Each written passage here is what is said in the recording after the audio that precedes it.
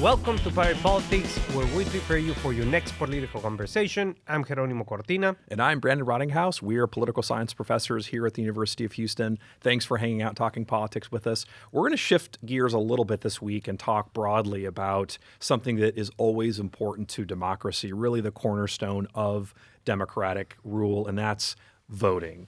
The problem is most people don't vote. That's especially true for Texas. We like to think that Texas is tops in everything, barbecue, football, but Indeed. We are almost at the bottom of every list in terms of turnout. Sometimes it increases. We see a bump because of competition, but oftentimes we're at the very bottom of that list. So we range from 30-ish% in midterms to 50-ish% in presidentials, and don't even get me started about municipal elections where turnout is like in the single digits. You and I have done a lot of academic work on this. We're going to share some of it today, but let's talk about what, generally speaking, motivates people to vote. Why do people choose to vote? And then if they don't choose to vote, what happens there? Well, I mean, so it's a very complicated question, right? Yeah, it is. But usually motivation of voting has to do with a person's civic duty, right? If you want to put it like in substantive terms. Yes. There are other variables that make you or indicate if you're going to be more likely to vote. For example, higher income, higher education, partisanship, so on and so forth, right? But the real motivation is in terms of being a citizen, an active citizen in the democratic process, and understanding how a democracy like ours is a representative democracy when you have a agent principal model, right? We are the voters, we are the principals, and elected officials are the agents and act on our behalf. So once you understand that, the issue of being motivated to participate in any election, especially local elections, because those are the most important elections. And yet people aren't voting. Exactly. Are the ones that have more implications for our daily life. Yeah. So I think that civic engagement and understanding this very fragile relationship is what motivates people. Yeah. A lot of political scientists talk about voting in terms of cost, right? That is, every vote has a cost to it. So that the cost isn't just about like the gas you put in your car to get to the polling place. It's about the time it takes you to figure out where that polling place is, who you should vote for, and all of the long ballots that we have here in Texas, which is another reason that you see people not voting, because it's kind of confusing and time consuming. So cost is a factor too. And so the things you're talking about totally make sense, where if you have higher income, you've got higher education, generally speaking, those things correlate to higher turnout because the cost is lower. You know how to figure out where to go to vote and who you're going to vote for. And so it kind of reduces your cost in general. True, right? Granted. Yes. If we're living in 1952. Yes, this is when the famous classic works were written about this. Exactly, yes. right? But I mean, I now tend to question that finding of the literature, right? Because if we put something more mundane without any other implications, right? Or significant implications, like, for example, buying a pair of headphones. Yeah. You have 11,000 things to choose from. Right. You have to invest time, right, in looking for the best deal. Right. Once you find the model that you want, if it's non-canceling, if it's white, if it's black, if it's another color, if it's over the ear, if it's inside the ear, if it's big mugs, the cans, or this or that, exactly, right? So you also are investing in something to buy a product, right? So if we see democracy as a market, I mean, you would expect that if you want to buy something, you're going to put a little bit of effort, right? Well, sure, you hope people put effort into it, and sometimes people do, but that's also time-consuming. And voting is a little bit more complicated because, like, unlike buying something on Amazon.com where you can look at reviews and you can get a brand kind of that you're attracted to, Right. voting is not always so straightforward. There aren't as many brands, right? Right. And there are a lot of different options in terms of candidates, but, sometimes researching which ones are the right ones are hard. There are shortcuts people take. Party is a shortcut. We call this a voting heuristic. So, oftentimes people aren't. Pope. Yeah. Yeah.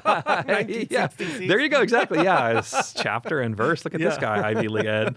So yeah, those are things that definitely can like make it easier for voters. And there are voter guides, that are produced. There's a lot of great stuff happening. But the trouble is that when you're in a position where you don't have access to that, or maybe you're not so sure exactly where to start, it can be a costly thing. So those things do have a tendency to kind of create that. There are other structural issues too that are complicated and make it harder for people to vote. So for instance, voter registration restrictions. In a place like Texas, you have to register to vote before you go vote. And some places you can vote day of. That is, we know in general that like if you have fewer of those kinds of restrictions, then you are more likely to, participate because it's just easier for you to show up and say, I don't know where I'm supposed to vote. I don't know that I'm supposed to be registered, but you can still do it on that day. So that's an indication that makes it easier. Mail voting is another way that you can see voter turnout increase. This has been fraught with controversy because a lot of Republicans say that this is where fraud lives. There's certainly some fraud, but not enough that it's, going to change the outcome of a lot of these elections, and that's been debunked 100 times. So definitely those are kind of things that matter in that scheme of things. We also know that in a place like Texas that competition drives turnout. And if there's not much competition because we're basically a one-party state, then you're not likely to see real turnout because people don't necessarily want to invest time in voting for somebody who they know is not going to win. Right, and that has to do, first of all, with the process of redistricting and how lack of competition you expect in every race. But the other factor that is extremely interesting in this dynamic is the fact that you have a very rapid changing demographic in the state that do not necessarily or may not necessarily align with one or the other political party. So I think that puts an onus, especially on younger generations, right, to assert their electoral power that they have, right, and that could potentially make these races a little bit of more competitive. And competition in elections is good. Competition is always good because it transforms it into what we know in the literature as the responsible party model, right? And that responsible party model is, going back to this market analogy, is I'm candidate from X, and this is what I want to do. I want to do 1, 2, 3, and then I'm candidate for W, and I'm going to do 5, 6, 7. So 6, 7. So well done. Yeah, thank you. So I think that is going to be extremely beneficial for Texas democracy. Yeah, I think that's right. And those are the things that can be definitely changed. We saw voter turnout higher in the 90s when Texas was a purple state than we do now. Things are changing a little bit, and certainly some cycles like the midterm cycle we just saw, you see, a bit of a bump, but it's still the case that our turnout's pretty low compared to other competitive states. There are about 2 million people in the state who are otherwise eligible to vote, but who are not registered to vote. So the process of registration is part of that story, and that's hard to do. A lot of the mobilization efforts that we presume are happening aren't happening. Campaigns are cash strapped. They don't have the money as a temporary, essentially business to kind of get at every voter, right? Their goal is to get the voters they think will vote for them. So by design, they're really only targeting some voters. When you do see evidence, and we'll talk about this in a second, of targeting voters who otherwise aren't party attached, it's really hard to get them to vote, and you have to have multiple touches to get them there. So campaigns really aren't designed to just kind of get democracy functioning. Let's get things moving. They're designed to kind of get out a specific kind of vote. So not surprisingly, then the people who vote typically are partisan in effect. So that definitely is a mobilization limitation. And I want to piggyback on something you said, and that's about efficacy, right? That is that people don't feel like their vote matters. Part of that is because of the competition story, and certainly the kind of redistricting issue comes up with that. But there are a lot of people who don't feel like their vote counts. And part of it is just, the lack of competition. Part of it is that they just don't see how their life is affected by politics, but it's dramatically affected by politics, even the smallest things, right? Like where stop signs are placed and whether there's a stoplight here and whether there's a speed bump or not. These things are all really important. I bring this up because we fought for speed bumps in our neighborhood and eventually got them. And you can see the power of the voice, the attention, the connectivity there really pay off. So I think that's the kind of thing that if people saw it, then they would be more likely to go vote because they understand that being part of that process is really critical.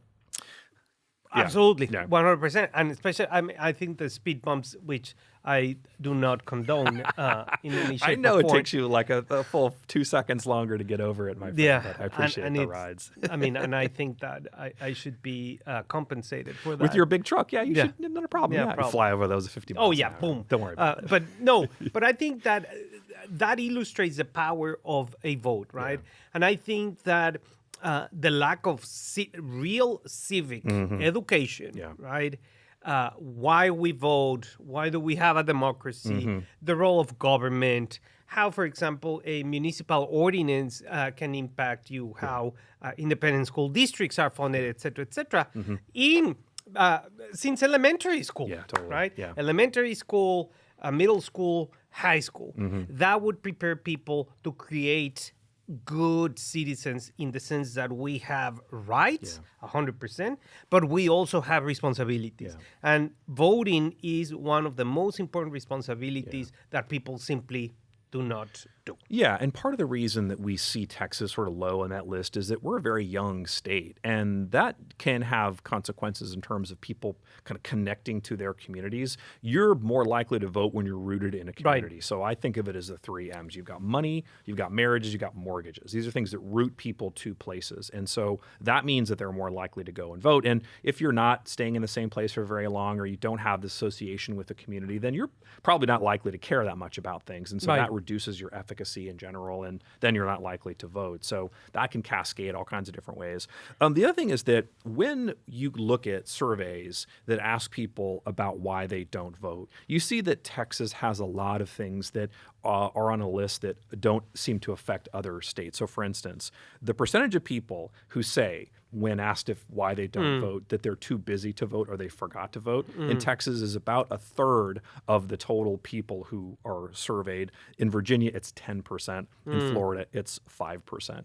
There are a lot of people who say they don't have the correct form of ID, even though they might. There are a lot of people who say they don't have transportation, which in a big place like Texas, especially urban Texas, is very likely. There are also people who say by a factor of 10 that they don't know where to vote and they don't know what the choices are. So again, this is an education issue that can be overcome.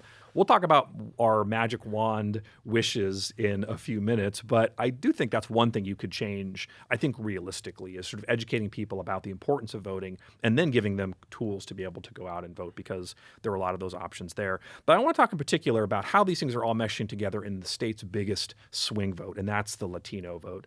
On average, the turnout among Latinos is very low. So the question is why, and how it relates to some of these other big picture questions about voting. Well, you have different type of Latino electorates, right? First of all, you don't have a homolytic Latino electorate. That doesn't exist. So you have different types. You have the type that is registered but doesn't vote, the type that could be registered and is not registered, right? And the type of people that simply cannot register because they're not U.S. citizens, right? And they don't participate. So when you're thinking about the Latino electorate is a sophisticated electorate as any other chunk of the electorate, but what it has, I think, is lack of this approach, right? There is no consistent through time a concerted effort to woo Latinos one side or the other. So I think that's important. If you're not asked to dance at the party, right? Every time that there is a party, when they invite you to another party, you say, no, because nobody asked me to dance, so I'm not going to go. I'm not going to go, Exactly, as simple as that, right? If there is consistency, then you're seeing that. And you see that with Democrats and Republicans, right? Every 2 years, he's like, yes, Latinos, da da da da da, and then boom, we and forgot. then disappear. Yeah. No, that's a great point. Actually, this is a kind of wake-up call for Democrats to be able to really invest in these communities because, like we'll talk about in a second, the way to get people who don't frequently vote to vote is to continuously talk to them about voting, right? To almost the point where you annoy them with it. And that is obviously has some drawbacks to it, and certainly that's true for text messaging, like we'll talk about, but you have to get in people's like world. And if you're in their world and eventually they see the value of it, then you can move the needle, even if just a little bit. So there are all kinds of opportunities there to make things happen. Yeah, I mean, that's, I think, Texas' biggest problem, right? You know, you've got the sort of eligibility issues you mentioned. You've got the age issue, right? The Latino community tends to be a bit younger. Educational attainment, home ownership tends to be a little bit lower. So those numbers, too, are complicated in terms of who likely turns out to vote, right? Because we know that those socioeconomic factors are typically pretty highly correlated with voting. Let's talk about Texas policies, too. This was a big controversy a couple of legislative sessions ago, and the legislature made a lot of changes to how voting happens, in particular limiting ways in which counties can innovate in voting. Now, during COVID, there was a need to be able to make some changes to have people vote in a way that was healthy and that was safe, and eventually the ledge said you can't do that. So things like 24-hour voting to spread out voting over a period of time, drive-through voting, which Harris County used, and then, of course, voter ID, which preceded that, but definitely also, according to scholarship, has the effect of limiting people's possibility to vote, not necessarily because of the actual process, but because some people think they don't have the right ID, even if they do. So that confusion can be controversial and problematic too in terms of turnout. So how do these rules affect turnout, and what can be done to kind of make them better? So, I mean, I see both sides, right? I see the argument that this is not, should not be put in place, and I see the other argument this should be put in place. Yeah, because of ballot safety issues. That's the concern Republicans are saying, is that like the more you kind of change how voting happens, the less control you have over it from a centralized sort of capacity. But the problem is that when voting occurs, right, is usually on a Tuesday.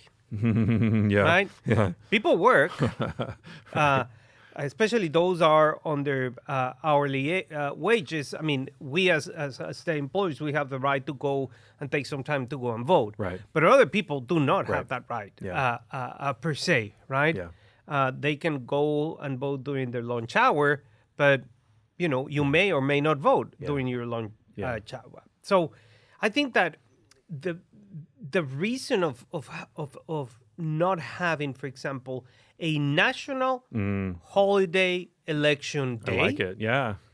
makes these innovations counterproductive, right? Because if we're not going to have that, right, then what we need is to have these 24-hour voting thing that would compensate for the people that are on an hourly wage or whatever it is, or have a weird shift, right, and can only vote at 11:39 p.m. Right? Yeah. So if you're not going to do X, well, we have to compensate with Y if we want to see turnout increase.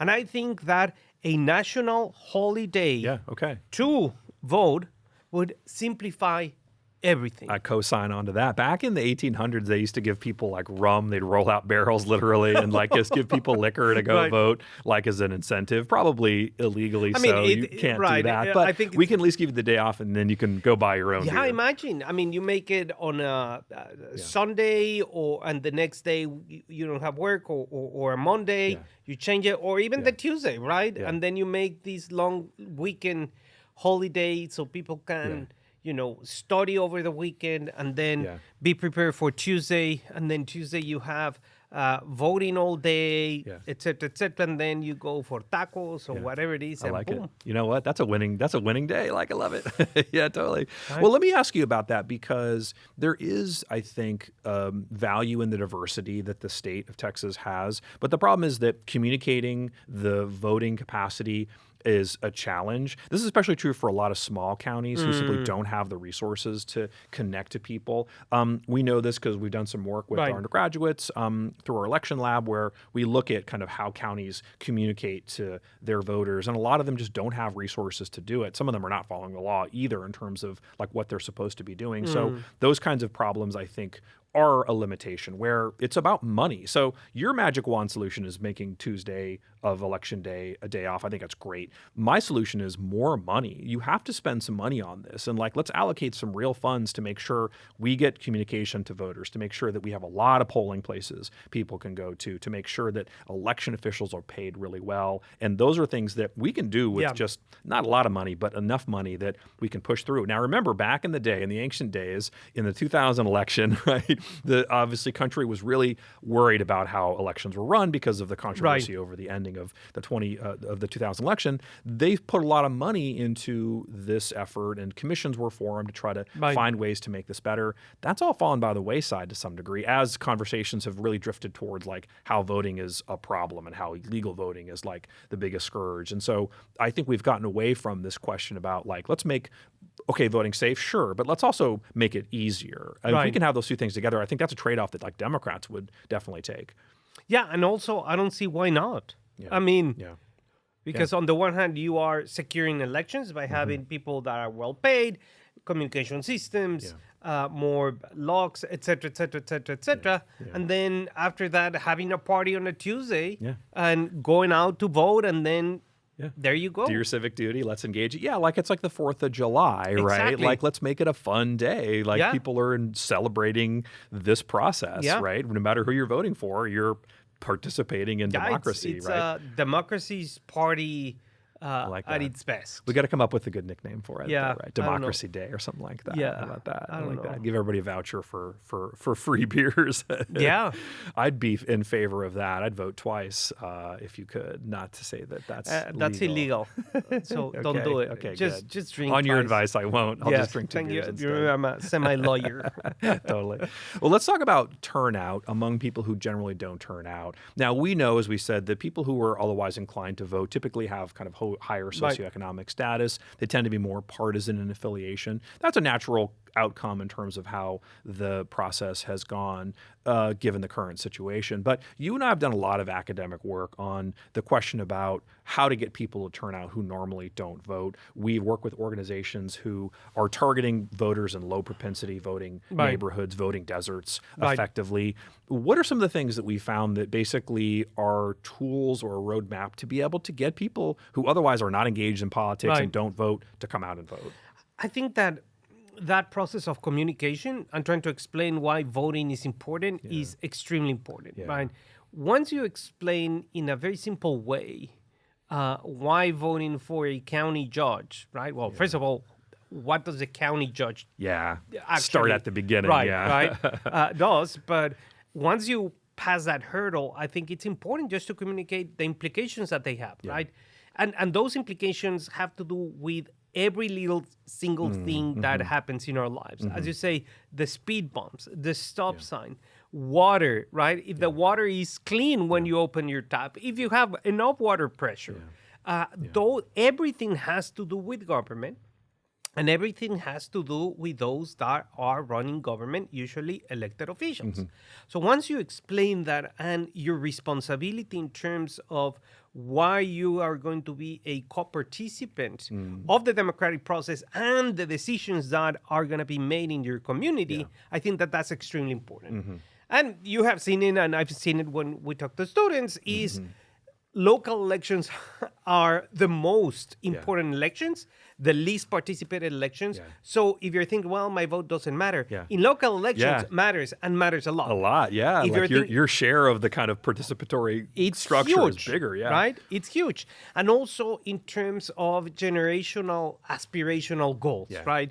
Our generation have very different aspirations than Gen Zs, for instance, right? So if Gen Zs want to have their needs, wants, and preferences heard by elected officials, they need to show and signal, hey, I'm a player and you better take me as a serious candidate. I think that's right. Yeah, and getting people who otherwise aren't inclined to participate is really a challenge. It's very expensive, and it requires multiple touches. Like we've seen, our data indicate basically that in the Harris County region that you need to have between 1 and 3 touches of a particular voter in order for that to actually pay off in voting. That can be expensive and time-consuming. A lot of campaigns, like we said, also don't focus on people who aren't likely to vote because, like, why would you, right? You need to kind of cut to the quick, make sure you're getting the people who you know are going to vote to come vote and persuade them. Correct. And so getting people who otherwise don't vote isn't a priority. Right, and it's the return on investment as a political party or as a candidate, right? Yeah. If I know that you're going to be turning out